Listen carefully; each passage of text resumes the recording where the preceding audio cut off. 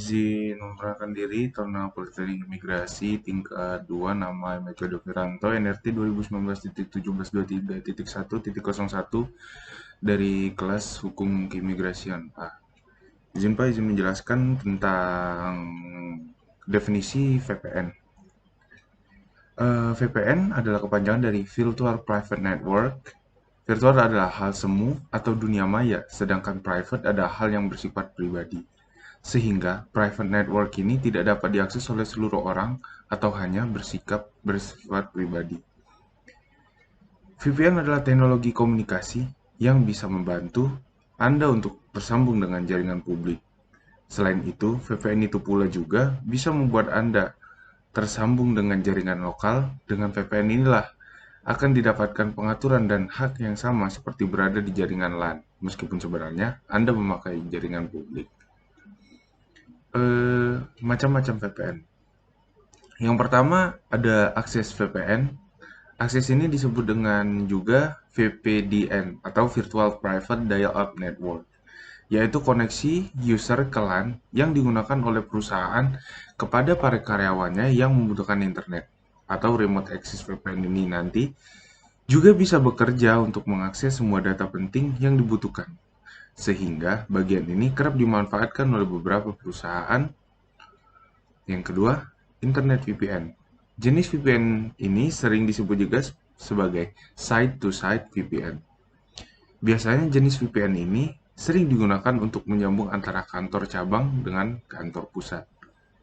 Yang ketiga, Extrank VPN. Ini biasa digunakan untuk menghubungkan kantor dengan pihak luar. Misalnya, untuk menghubungkan kantor dengan supplier, pelanggan, rekan bisnis, dan komunitas dalam jaringan internet.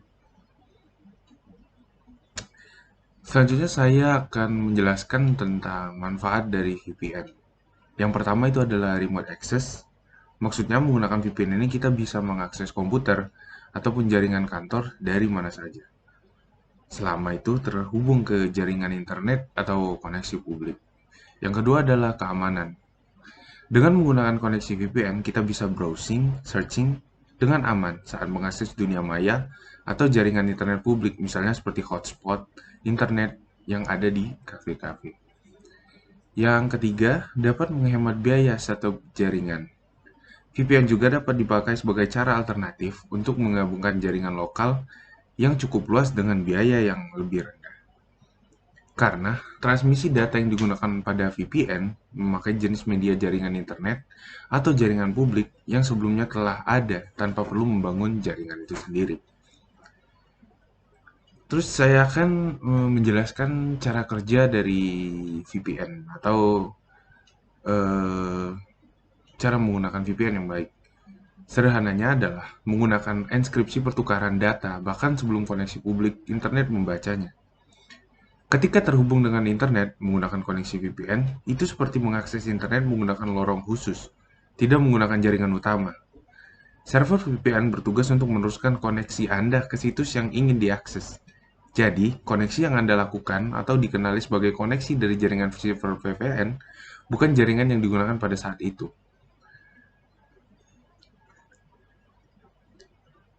Selanjutnya saya akan menjelaskan tentang middleware. Middleware adalah pelengkap lunak komputer yang memberikan layanan untuk menghubungkan bagian-bagian berbeda dari sebuah aplikasi dengan sistem operasi. Middleware pada umumnya digunakan dalam sistem terdistribusi untuk memudahkan pengembangan perangkat lunak dalam menggunakan komunikasi input atau output. Selanjutnya, tujuan penggunaan middleware. Middleware dapat digunakan untuk beberapa tujuan.